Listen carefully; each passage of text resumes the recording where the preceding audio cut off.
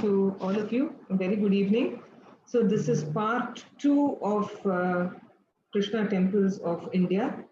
At the outset, my very grateful thanks to Tattvaloka for arranging this series of lectures, to Mrs. Sharala Panchapikeshan, to Sri Rohit Vishwanath, to Shreya for all the technical assistance, and to young Siddharth, the musician of this evening. So let's go directly to the next set of temples for this lecture. Just give me a second, please. Rohit, I need to screen share, please.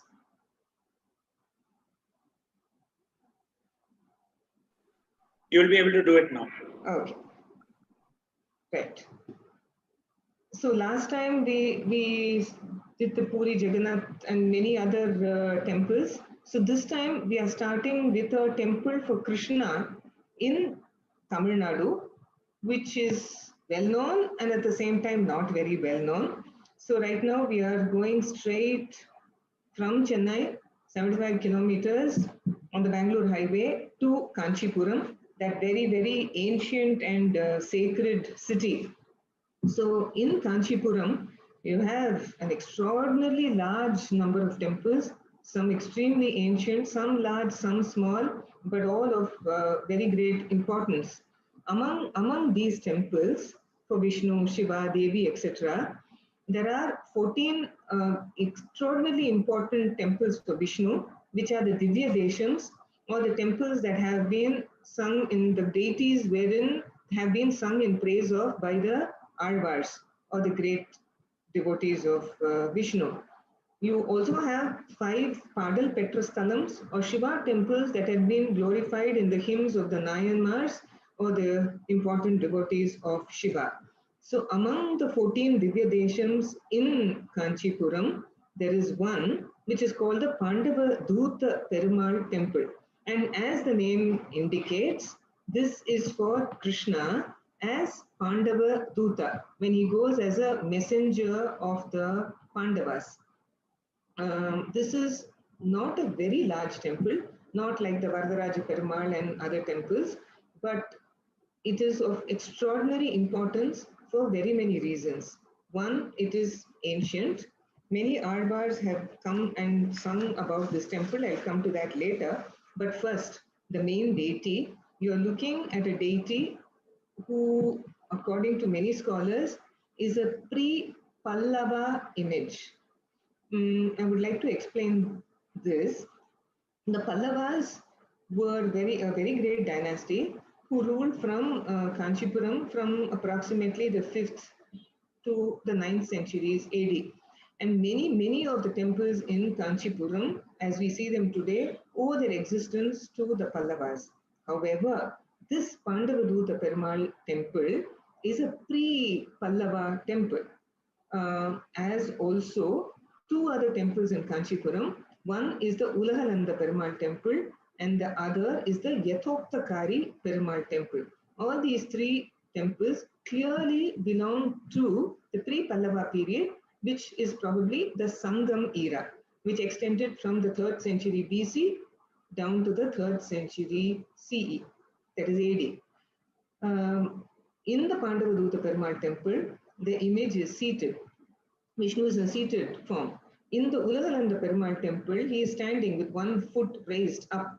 And in the Yathoktakari Perumal temple, Vishnu is in a reclining position. So all 3 very ancient, and most important is that in all these 3 temples, Vishnu, the main deity, whether seated or standing or reclining, is not made of stone. He is made of what we call in Tamil, Sudai. It's like lime plaster, which we call stucco in English.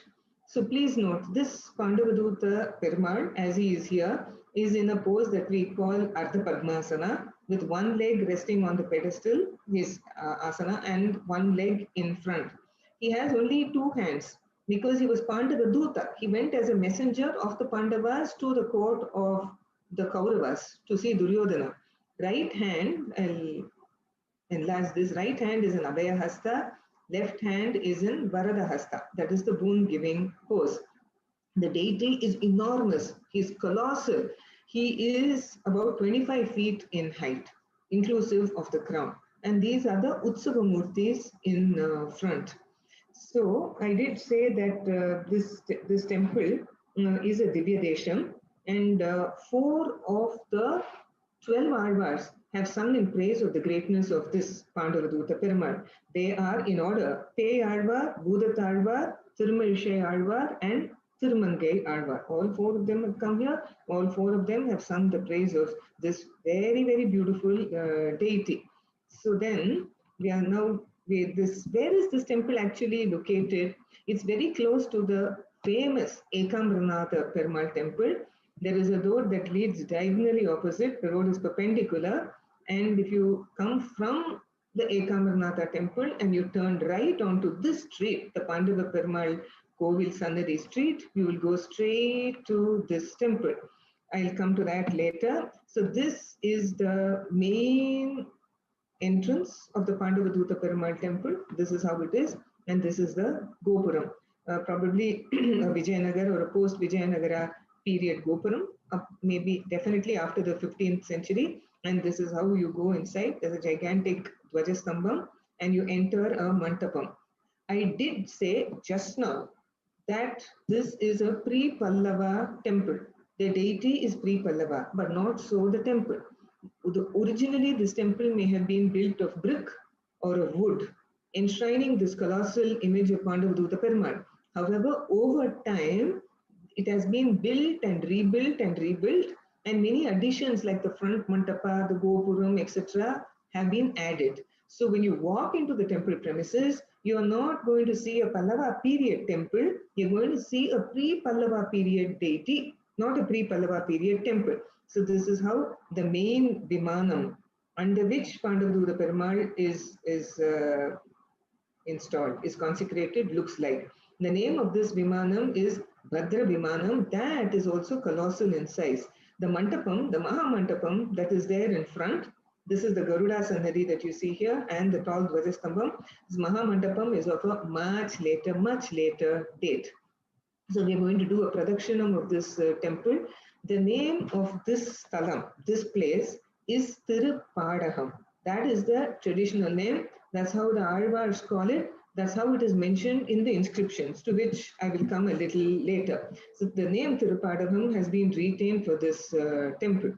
As you go in through the Gopuram, you see on one side, as in all Vijayanagara period Gopurams and post-Vijayanagara period Gopurams as well, goddess Ganga Devi on one side, like this, with creepers going up and images carved therein. You have Yoga Narsimha here, you have Lakshmi Narsimha here, you have Veera Hanuman, you have a host of other images also. On the other side, equally, you have Yamuna Devi, and from her, the creeper she holds in her hand, you get all kinds of other images. You see Garuda over here in Anjali Hasta. It keeps going up and up and up and up. Sri Vaishnava Acharya is over here. This goes up, and the creepers meet at the top on the ceiling. So we go in through this very nice doorway, and then we are into the prakaram of this temple. So this is the Bhadra Vimanam that I'm talking about. It's very large, as I'm repeating that, because it has to enshrine a very huge image of Vishnu. So these are all the sculptures that you will see on this Vimanam, and all birds also. So this is a temple that belongs to the Tengalai sect of the Sri Vaishnavas.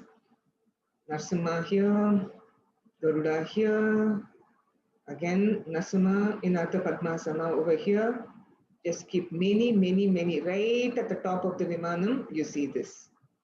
We'll keep going, and we come to the Sannadhi of Rukmini Tayar. Since he is Krishna, the goddess Lakshmi here has to be Rukmini, that is her Sannadhi, built at a later time than the main sanctum. The goddess here was installed at a later period. And this is the Vimanam of the Rukmini Tayar sanctum. Now, if you look at the walls of the temple, you can see that in some places it is sandstone and in some places it is granite. in most of the Pallava temples in Kanchipuram have been constructed of sandstone. Some relics, some traces of the antiquity of this temple are still seen on the walls. There is a small tank here, unfortunately not much water in it from the last time I saw it, and this is called the Matsya Tirtham. And close to the Matsya Tirtham is a very modern sanctum for Sudarshana, which is the personification of the chakra or the discus of Vishnu. So this is how Sudarshana is inside. Now, if we go around the Pandavaduta Perumal temple, and if we care to look very, very closely, we'll see some inscriptions over here. And these inscriptions tell us a lot of things. I'll just read them out to you because it's very important that we understand what these inscriptions are all about.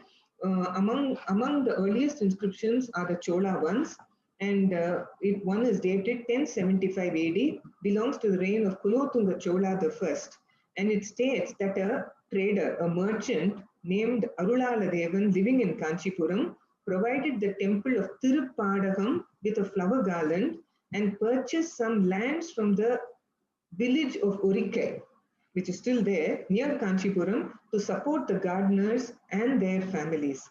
Another inscription of the same king, Kulothunga Chola I, dated 1109 AD, registers an undertaking given by two priests for giving a certain amount of curd for the offerings to the god. Curd to the god is Krishna, after all, so he has to be given milk and curd and butter.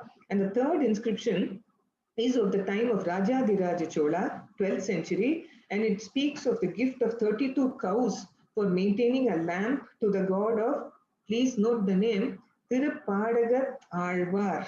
Alvar.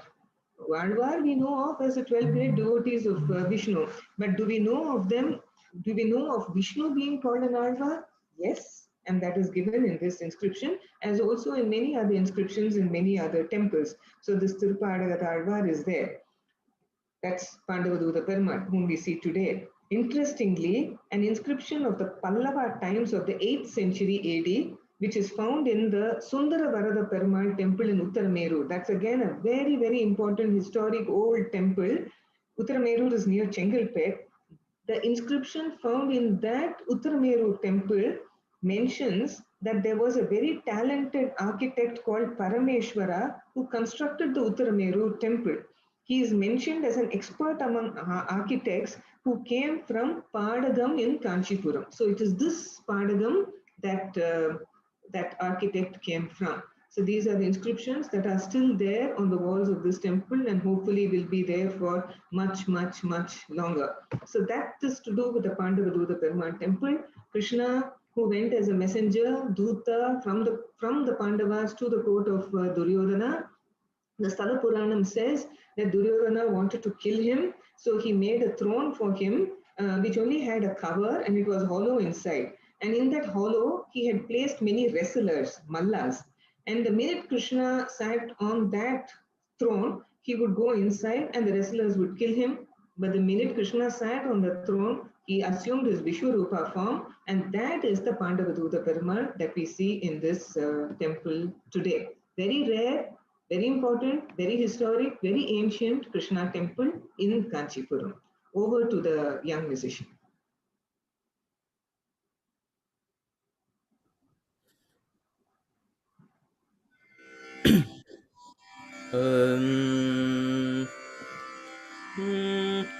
உற்று வணங்கித் தொழமில்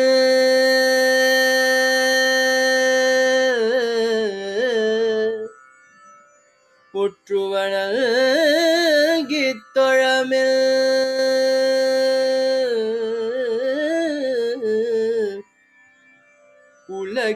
உலகேழும் முற்றும் விழுங்கும் முகில் வண்ணல்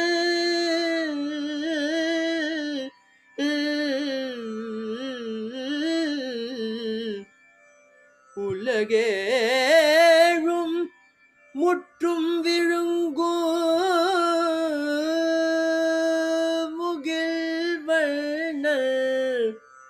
முகில்வண்ணன் பற்றி பொருந்தாதா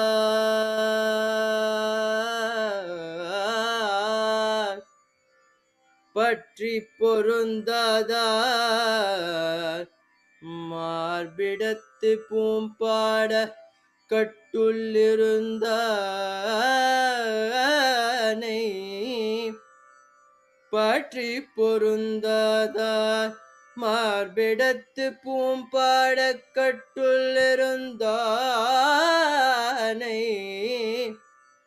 பற்றி பொருள்தான் மார்பிடத்து பூம்பாட கட்டுள்ளிருந்தானை ஏட்டும் என் நெஞ்சே ஏட்டும் என் நெஞ்சே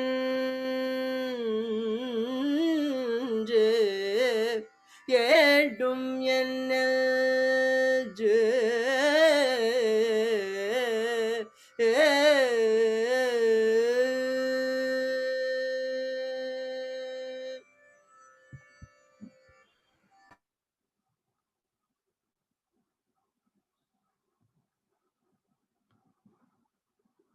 I need to be allowed to screen share, please. All right. So we now from Tamil Nadu go all the way to Orissa, and we go to a place between Puri and Bhubaneswar. This is a place called Sakshi Gopal, and we are going to a very, very nice small Krishna temple. It's called the Sakhi Gopal temple. It's actually Sakshi Gopal, but in the local language, in local parlance, it's Sakhi Gopal temple, constructed in a typical Oriya style of temple architecture. This is a Nagara style, very much like a miniature Puri temple. So here is the main Vimanam, topped by the Sudarshana Chakra, which we call the Neela Chakra in the Puri Jagannath temple, but this is almost like that, and the flag with the marks of the sun and moon flying on top. So this temple has a very, very nice history. Architecture-wise, there isn't much. We also don't know the exact date of this temple, but there is a lovely story, a very quaint story, touching story attached to it. There is a novel account of how this deity came to be enshrined in this place. According to one version, a poor youngster belonging to this village fell in love with the daughter of the village headman. The marriage of the two was vehemently opposed by the headman, as his family belonged to a better economic status. Subsequently, this headman and his family, and also this youngster, went on a pilgrimage to Kashi, where that important man fell ill and was not cared for by those who came with him. But this young man took very good care of him and he recovered. And the headman, much obliged to this youngster, promised that he would get his daughter married to him when they reached their village. But as we know, when he returned to the village, the headman went back on his promise, asking the young man to produce a witness to support his claim. So the youngster, an ardent devotee of Krishna, Gopala, decided that he would ask the god to be his witness. Gopala agreed, and he, on one condition, he told the young man that he should lead the way and that he would follow, but he must never look back. So the youngster proceeded to the village, and he was walking through sand, and he could not hear the footsteps of the Lord. He turned back. At once, Krishna, Gopala, turned into a stone statue at that place. The villagers who had seen this were amazed that the god himself came to support the youngster, and he was finally married to the girl who had been promised to him, and a temple was built for that deity who came to bear witness, Sakshi. So this is Sakshi Gopal over here, again called Sakhi Gopal. There are very many other versions of this story, but this is the one that the temple authorities give. The main image, of course, is of Krishna in stone. An image of Radha was consecrated there at a much later period, and she is a metal image. So this is the famous Sakshi Gopal temple, a small story for a small temple. So now over to the musician.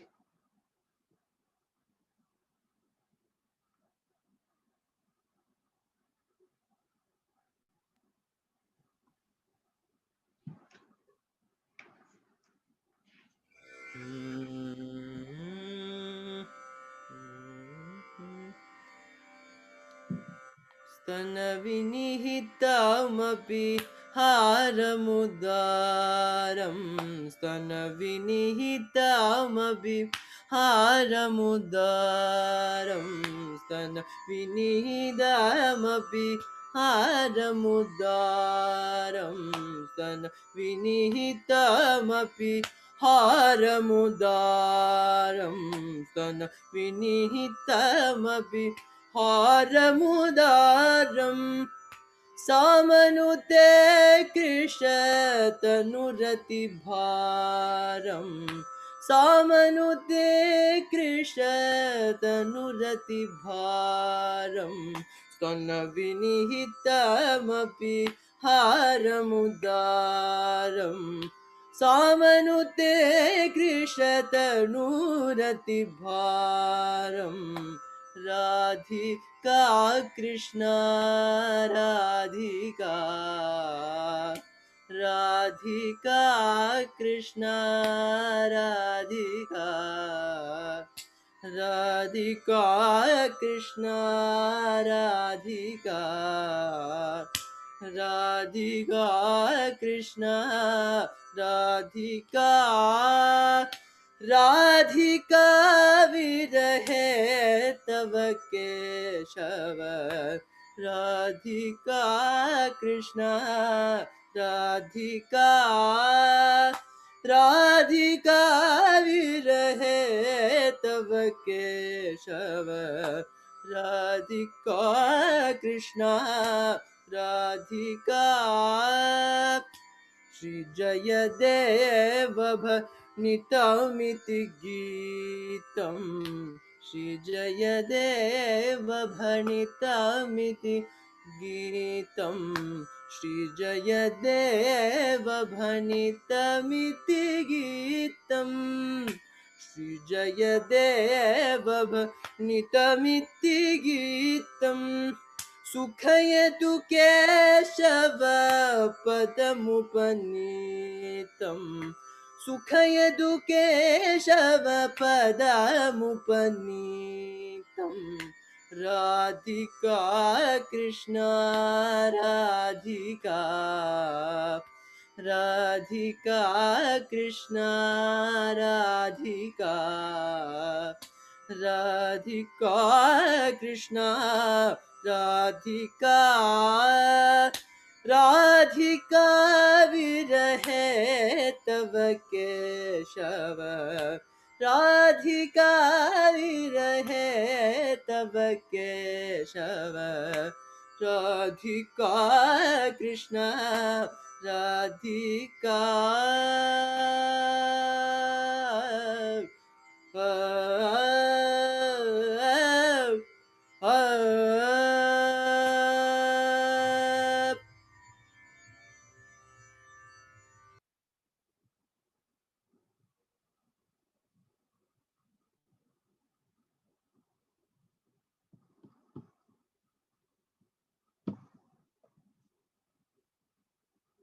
So,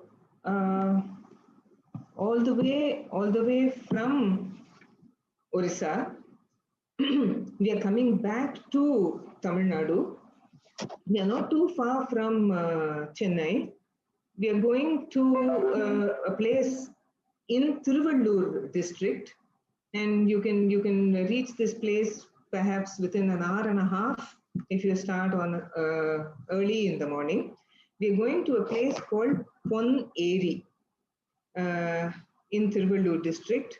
It's an ancient place dating back at least to the Chola times of the 9th century AD. And we'll know this because of the presence of some inscriptions in the temples of Ponneri. It's a very historical place, definitely. There are two temples in Ponneri, both of which we're going to be looking at in this presentation. One is a Vishnu temple and the other is a Shiva temple. The Vishnu temple is today called the Kalakshetra Perumal temple. There's a Krishna temple so close to Chennai. It's a very important temple. And the Shiva temple is called the Agastishwara temple. They are situated pretty close to each other. In fact, the Agastishwara temple is bang in the center of this place. And the Kalakshetra Perumal temple is slightly to the rear, on the outskirts of Ponneri. This place in which the Kalakshetra Perumal temple is situated is called, very interestingly, as Thiru Ayarpadi. Thiru as in sacred in Tamil, and Ayarpadi refers to Vrindavan, where Krishna was. So there are very many interesting and unusual features in this Kalakshetra Perumal temple. Very unfortunately, it has been much modernized, but we are going to be looking at some very interesting, unique features as far as this temple is concerned. So we are entering the temple through this small gopuram. It's a three-story gopuram of modern construction. And but it is studded with lots of sculptures of various forms of Vishnu. It's an interesting study. Now, before you actually enter into that gopuram and go inside the temple, you will come across this mandapam. Again, not a very ancient mandapam, but I have not done anything to this photograph. But can you see it leaning to a side like this? It's definitely leaning. And for what reason this mandapam is leaning, we do not know. But according to this temple's tradition, not according to history, but according to the tradition of this temple, this mandapam is leaning at the exact angle in which the main deity enshrined in the central sanctum of the Kalakshetra Perumal temple in Ayarpadi is leaning. He is also slightly tilted to one side. The mandapam is also slightly tilted to one side. It also has some nice sculptures into which I am not going now. So you can see the pillars are all at a certain angle. They're all there. So now here on one particular pillar, you can see this sculpture.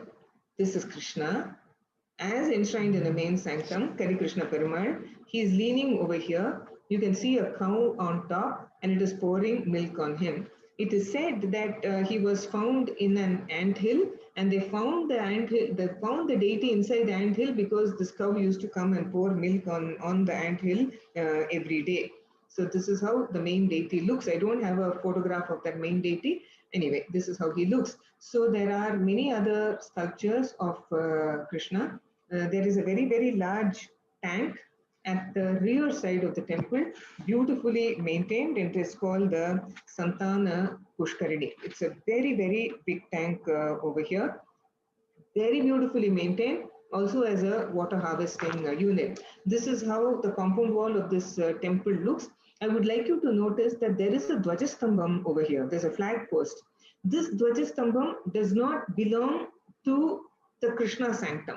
It belongs to another sanctum. This is a temple that has two Dvajastambhams, like our very own Parthasarathi Swami temple in Tiruvallikeeni in Triplicane, and we'll come to this a little later. So we go into the temple. There are lots of sculptures carved in a mandapam that is there immediately to the left of the gopuram as we enter. They are of later times, perhaps 200 years old, that's all. But we can have a look at them for a particular reason. There is the Matsyavataram over here. You have people who have donated to this mandapam. There are sculptures of Veera Hanuman. This photograph was taken about a year and a half ago. I would like you to see how we tarnish sculptures, however old or new it may be. This is Narsimha coming out of the stambam, out of the pillar, and this is what we have done to Narsimha. We've done this to Rama. We've done this to another Hanuman. Why did they have to be painted over? I don't understand. Anyway, we have the Gandharvas on also the modern walls that are abutting pillar that is older. Anyway, devotees, donors who have given so much to this temple and also constructed this mandapa.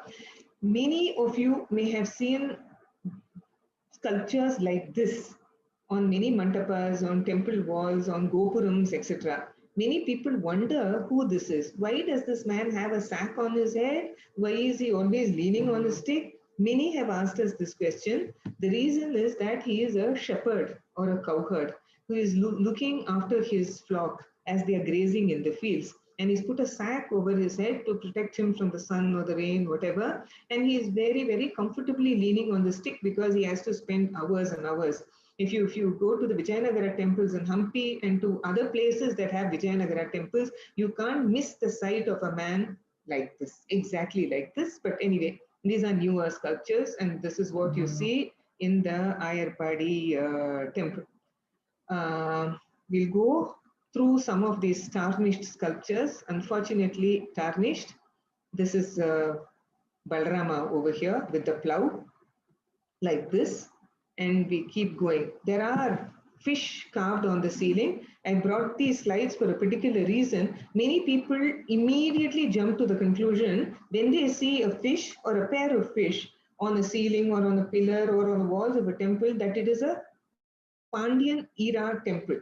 The reason they come to that conclusion, very wrongly sometimes, is because the two fish emblem is that of the Pandyas. But the Pandyan emblem is not like this. Just because we see two fish, we cannot assume that it is a Pandyan era temple. But these are all creatures of the world, big and small, carved on the walls, on the pillars, ceiling, everywhere in the temple, because a temple is, in a technical sense, to put it in a technical parlance, a microcosm of the macrocosm, meaning it is a small universe. In the center of that universe is the main deity, whoever, Vishnu, Shiva, Devi, whoever. And then he is surrounded by the other deities. You have the Ashtadikpalakas, guardians of the 8 directions. You have the Navagrahas, the planets. You have the goddesses, you have devotees, you have Alvas, you have Nayanmars, you have Acharyas, you have all the others. You have dancers, you have musicians, you have clowns, you have trees, you have plants, you have flowers, you have creepers, you have fish, you have everything that is there in the world carved on the walls, etc., of the temple, just to show you that this is a mini universe. It doesn't mean much more than that, but that itself is a very profound concept. And when the deity, incidentally, goes out in the temple chariot during the Brahmotsavam or the annual festival, we find that that temple chariot becomes the temple. And around the temple chariot in wood are carved all these things, all creatures of the world, big and small, great and not so great. Everything is over there because the God is now on the chariot, and that is the universe. Okay, so this is the Thiru Ayarpadi Kalakshetra Perumal temple. This is the Dvajastambam for the main deity. The main deity is that side, and we are seeing very many buildings of modern construction. That's a little unfortunate, but anyway, this is the main Sannadhi into which we are going. This is an inscription which is unfortunately broken, and it has been put vertically when it should be horizontal. So this is Krishna that is there in the main sanctum. He should be slightly tilted, but he's not seen that way over here. Now, the image of Krishna is rare, first of all, because it is supposed to be Swayambhu or self-manifest. And as I said, he is said to have been inside an anthill on which a cow regularly used to pour milk. The villagers searched inside the anthill, found this deity, and consecrated him over here. There are several very unique features about this Krishna. He does not stand on a pedestal. He's not on a pietum, as almost all deities enshrined in temples are. But he is seen standing directly on the ground. And as I said earlier, he's in a slightly tilted pose, leaning to his right. Krishna Perumal is seen with only 2 hands and not 4. That is because he is Krishna, as we saw in the Pandavaduta Perumal temple, as he is also in the Parthasarathi Swami temple. He is represented here as a cowherd, so he also has a whip in his hand, and his left hand rests on his waist. There is a pot on his head which contains the Amrita. And the Vimanam under which he is enshrined is called the Hara Vimana. So we are going around this temple. This is the main Vimanam. This is the Hara Vimanam as we see over here. Definitely an ancient temple. There's absolutely no doubt about it. When we go to the Agastishwara temple, we'll really find out how old this temple is also. Neatly kept premises as well. So we are doing a pradakshina of the main sanctum. Now we come to the Sannadhi of Tayar, that is Goddess Lakshmi, who is worshipped here as Saundarya Valli Tayar over here. Now, this is an east-facing sanctum, and what is really, really different over here is that it is situated it is that Tayar over here, as you can see in this main image, in this little stucco image, is in a standing posture. Hardly ever is Lakshmi seen standing. In most temples, she is seated. She is seated in the Padmasana posture. There are hardly a couple of temples, and you can count them on your fingers, where Lakshmi is standing. And she is here with two hands. Usually, Goddess Lakshmi is seen with 4 hands, holding a lotus in each of her upper hands. The right hand is in Abhaya Hasta blessing, and the left hand is in Varada Hasta, or the boon-giving posture. However, the Utsava Murti, or the processional image in this temple, is in a seated posture, and since he is Krishna, since the main deity is Krishna, that Utsava Murti is worshipped as Rukmini. The Sannadhi for Andal, which should be usually located to the left of the main sanctum of Krishna, in this temple is in a very unique location. She is immediately to the back of this temple. So now this is the Saundaryavalli Tayar Sannadhi. Usually Krishna and Lakshmi face the same direction. Here Krishna faces north, Lakshmi faces east. And these are some of the sculptures found in the Lakshmi sanctum. This particular image is very important. You can see him, this person who is standing with his hands in Anjali Hasta, obviously a devotee, having a stick kind of thing in his hand and something round over there. This is a very great devotee, an Acharya of the Sri Vaishnava faith called Tirukachi Nambi, who was the preceptor, Acharya of the great Ramanujacharya. And what he holds in his hand is the Alavata, which is a stick to which are tied banyan leaves, with which he used to fan Varadaraja Perumal of Kanchipuram every day. And it is said that he is the only person to whom Varadaraja Perumal used to converse. So in almost every temple, you have somewhere an image of Tirukachi Nambi, and he is here as a stone sculpture on a pillar in front of the Tayar sanctum. Here he is again on another pillar. Anyway, we keep going. These are Vijayanagara type pillars, but not of the Vijayanagara times. They are much, much, much later in front of the Tayar sanctum. We keep going around this temple. We see many other sculptures. Now we come to a Rama sanctum in this temple. This Rama sanctum is the one that has a separate Dvajastambham. In fact, it is said that inside this temple, the Rama sanctum used to have a separate Brahmotsavam, that is an annual festival. The one for Kari Krishna Perumal, the Brahmotsavam, or the 10-day annual festival for Kari Krishna Perumal, is held in the month of Chithra. The Ramar festival, the Brahmotsavam, was also in the month of Chithra, but it was a separate one, which brings us to the conclusion that perhaps this Rama sanctum was a separate temple adjacent to the Kari Krishna Perumal temple, and at some point of time, a huge compound wall was built around both these temples, and they have come into one campus, into one premises today. This is also a very, very beautiful figure or image of Rama over here, but unfortunately I don't have a picture or photograph of the deities in worship to show you. Many, many vahanas in this temple, indicating that it is a shrine in active worship. Locals visit this temple often. This is the Punnai Mara Vahanam, because Krishna played under the Punnai tree. And this is the Punnai Maram, which is the Stalavriksham of this temple. So from the Kari Krishna Perumal temple, we quickly walk across, it is walking distance, to the Agastishwara temple, which is also in Ponneri. This is a very ancient temple also, but many additions having been made in recent times. So we, again, a Gopuram over here. We cross a nice temple tank, which is in front of the Gopuram, unfortunately in a very, very bad state of maintenance. And then we go into the temple premises of the Agastishwara temple. And what do we find?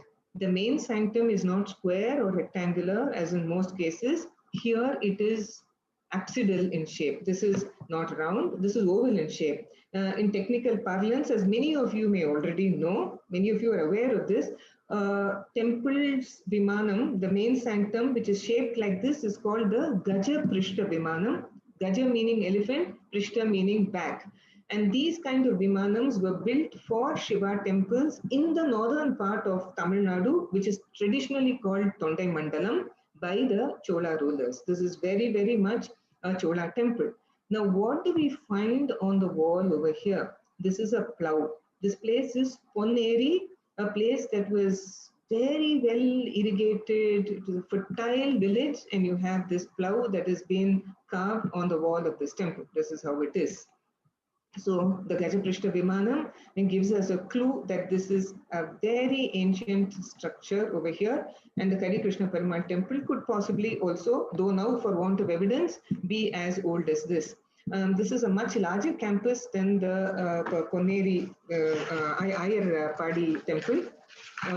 The Agastishwara temple, so-called, we don't know the original name as of now. Now it's called the Agastishwara temple. This is it. So this is the Gajaprishna Vimanam, as you see from a distance, and that is the sanctum of the goddess. So this is, why are we going into a Shiva temple when we are doing the rounds of a Vishnu temple, you may ask. There is a huge connection, and that is why we are there.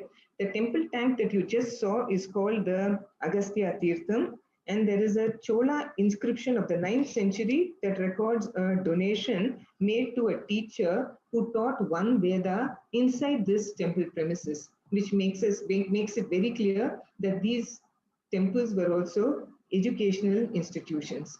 The linga inside this temple, the Agasteshwara temple, is said to have been worshipped by sage Agastya, and hence this name. Goddess Parvati is worshipped here as Anandavalli Ammal and is in a separate shrine next to the Agasteshwara shrine. We'll just go through this. So this is the main sanctum which enshrines Agasteshwara, and this is the sanctum that enshrines Goddess Parvati over here. Extremely ancient temple. It's a wonder that the Cholas built these Gajaprishta Vimanams of this shape only in the northern part of Tamil Nadu over which they ruled. You hardly ever see this in the Kumbakonam area or even down south in the Tirunelveli, Ramanathapuram areas also. The tall Dvajastambam, very much a temple in active worship. This is over here. All the pillars that have a number of sculptures. Look at how beautifully this has been carved. There is a tree under which there is a huge into which have been carved very many smaller lingams. Goddess Anandavalli, as she is seen in the main sanctum, is over here. Surya is over here with a mandala around his head and each hand holding a lotus. Rishi, this is the Utsava Murti of the goddess, which is brought out in procession. Dakshinamurti is here, very many sculptures, and this is the mandapam that is right in front. Now, why are we looking at a Shiva temple in a lecture series dedicated to Krishna? The reason is because there is a unique festival, a festival the like of which has not been heard of anywhere else, to the best of my knowledge. It's called the Harihara Sandipu Utsava, and it is conducted in the Tamil month of Chithra, April-May. Then God Agasteshwara proceeds to the main marketplace of this little village. The main marketplace is incidentally called Harihara Bazaar. We all know that Hari is Krishna, as in Karikrishna Perumal temple in Thiru Ayarpadi. Hara is Shiva, as he is enshrined in the Agasteshwara temple in Ponneri. Now, as God Agasteshwara is going to this Harihara Bazaar, Karikrishna Perumal starts out from his temple in Thiru Ayarpadi, and they both meet over here. They are on the respective vahanas, and Vishnu and Shiva exchange garlands over here in this marketplace. Such a quaint occasion we have never come across, at least again, I repeat, to the best of my knowledge. So in this mandapa that is there in front of the Agasteshwara temple, you see a very nice carving of Vishnu and a few other nice sculptures as well. Goddess Parvati is here. This is Harihara over here. Goddess Parvati worshipping a lingam. Some hunter, some Veeran, some very brave man who's over here. This is Shiva's form as Bhiksha Tanamurti. Since he plucked off the fifth head of Brahma, he had to atone for the sin of doing that, and he came as a mendicant, he came as a beggar. Famous instance of Kannappa Nayanar taking out his eyes to offer to the Shivalinga. So these are all the very many sculptures in the Agasteshwara temple. Over to the musician.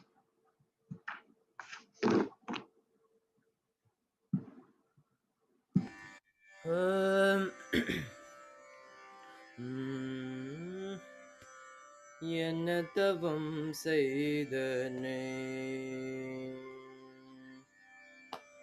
என்னதவம் செய்தனே Yashoda என்னதவம் செய்தனே Yashoda என்னதவம் செய்தனே Yashoda எங்கும் நிறை பரபிரம்மம் அம்மா என்றழைக்க நதவம் செய்தனே யசோதா எங்கும் நிறை பரபிரம்மம் அம்மா என்றழைக்க நதவம் செய்தனே யசோதா எங்கும் நிறை பரபிரம்மம் அம்மா என்றழைகள் நதவம் செய்தனே யசோதா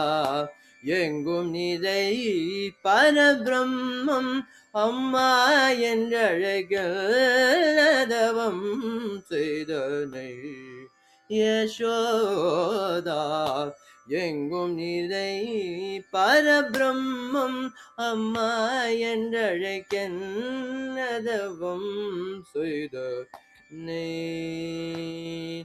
யசோதா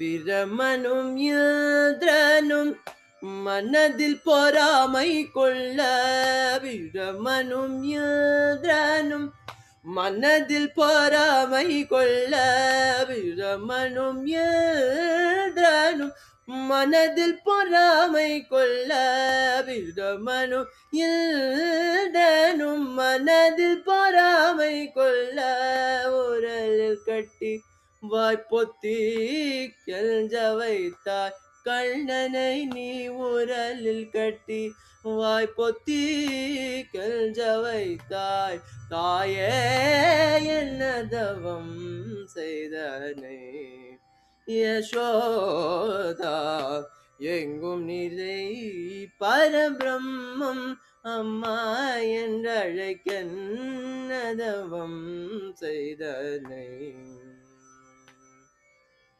ஈழேழு புவனங்கள் படைத்தவனை ஈழேழு புவனங்கள் படைத்தவனை ஈழேழு புவனங்கள் படைத்தவனே கையில் ஏண்டி சீராட்டி பலூட்டி தாலாட்ட ஈழேழு புவனங்கள் படைத்தவனே கையில் ஏண்டி சீராட்டி பலூட்டி தாலாட்ட நீ என்னதவம் செய்தனே சனகாதியர் தவ யோகம் செய்த வரதே சனகாதியர் தவ யோகம் செய்த வரதே சனகாதியர் தவ யோகம் செய்த வரதே சாதித்ததை புனிதமாதே எளிதில் பெறாய் என்னதவம் செய்தனே சனகாதியர் தவ யோகம் செய்த வரனே சாதித்ததை புனிதமாதே எளிதில் பெறாயென்ன தவம் செய்தனை யசோதா எங்கும் நிறை பரபிரம்மம் அம்மா என்றழைக்கதவம் செய்த Yashoda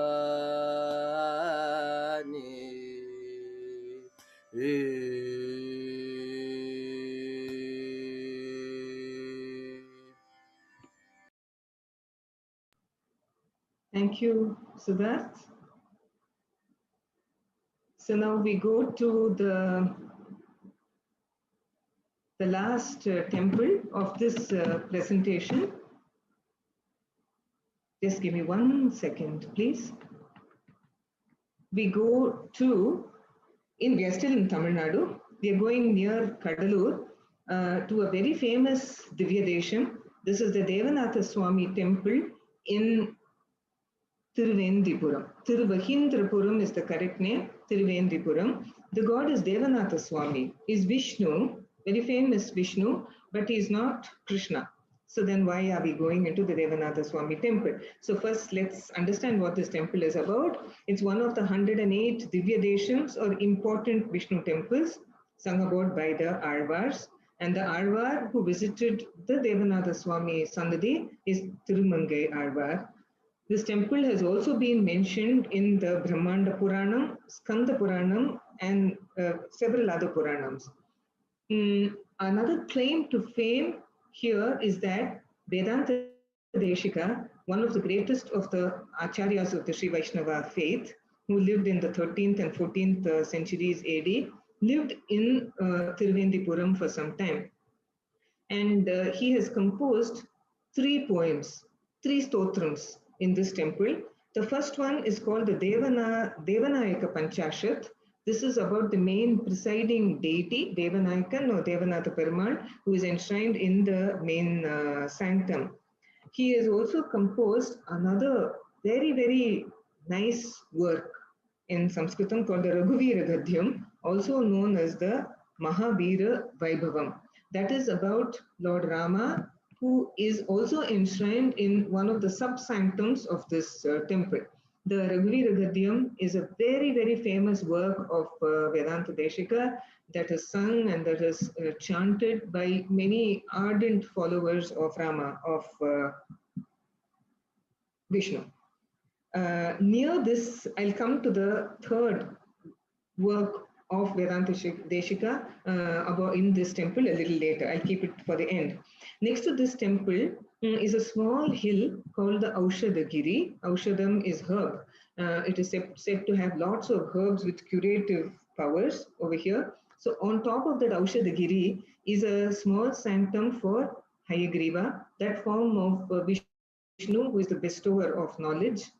And that Hayagriva is said to have been worshipped by Vedanta Deshika. And it is said that it is on that hill in a particular place that Garuda came and initiated Vedanta Deshika into the Hayagriva mantra. There are many inscriptions of the time of the Cholas, Pandyas, and other dynasties seen in the Devanatha Swami temple in Thiruvendipuram. They mostly record donations to this temple over here. So let's go into this temple. Large campus over here with a high compound wall. This is the Gopuram through which we have to enter. Just give me 1 second, please.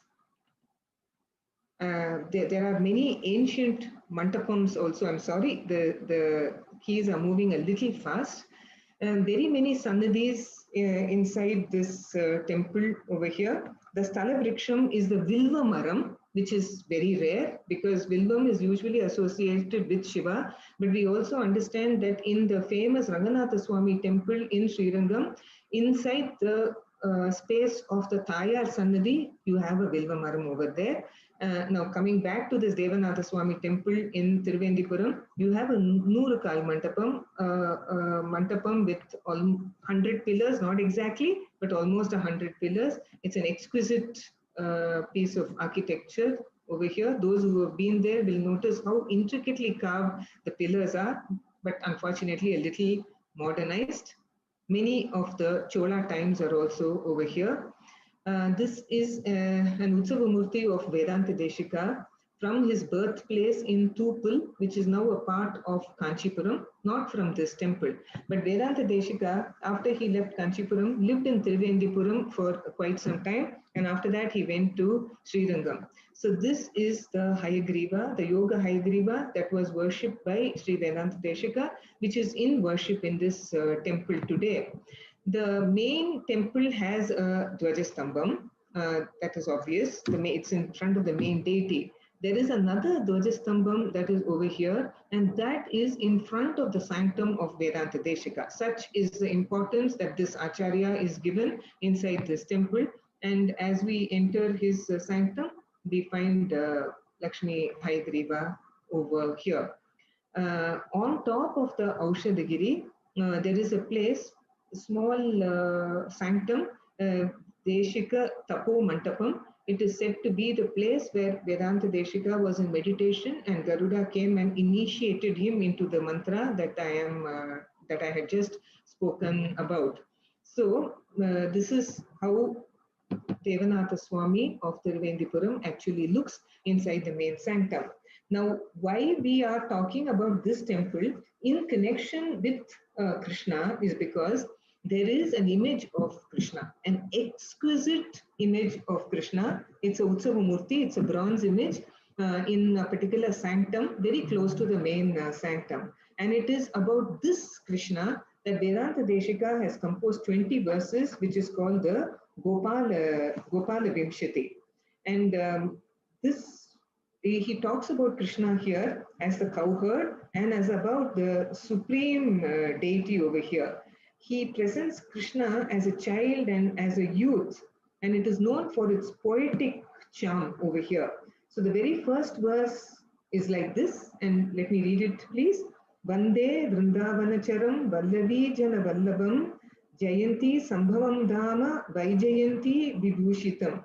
I salute that Krishna who moves about in Vrindavan, the beloved of cowherdesses, who manifested on Sri Jayanti Day, and who is adorned by the Vaijayanti garland.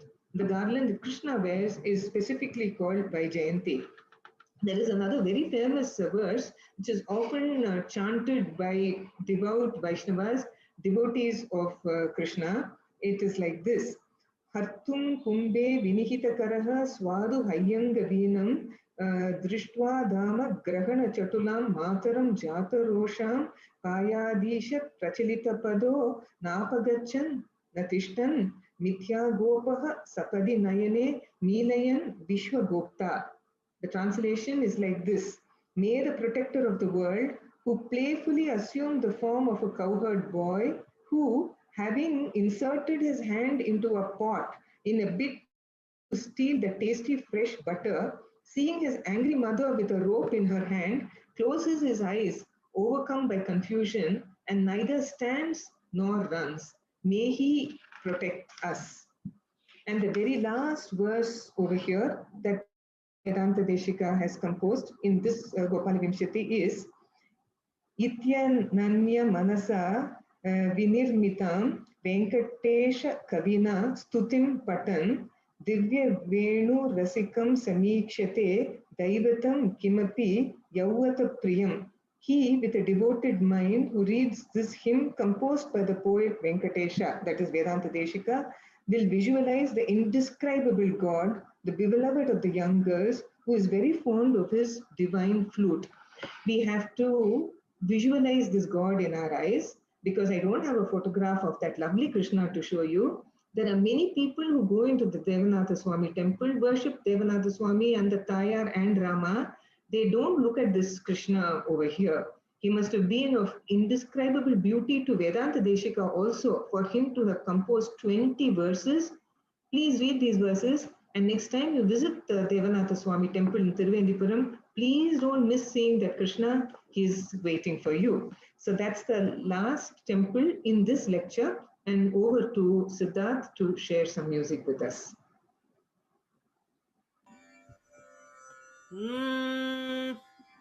महसे महिताय मौलिना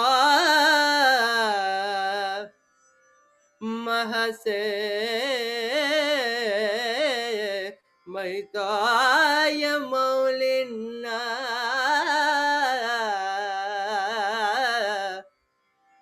विनतेनाञ्जलि मञ्जनत्विष्ये विनतेनाञ्जलि मञ्जनत्विष्ये विनतेनाञ्जलि मञ्जनत्विष्ये कलयामि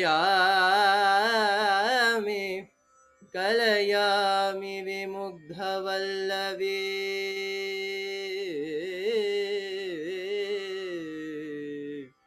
कलयामि विमुग्धवल्लवी वलयाभाषित मञ्जुवेणवे कलयामि विमुग्धवल्लवी वलयाभाषित मञ्जुवेणवे वलयाभाषित मञ्जुवेणवे मञ्जुवेणवे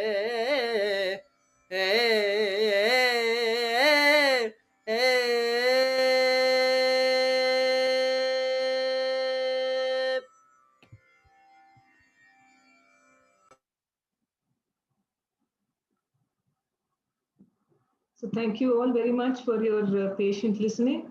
We'll meet again for the third part of this series next Sunday, same time. Thank you very much.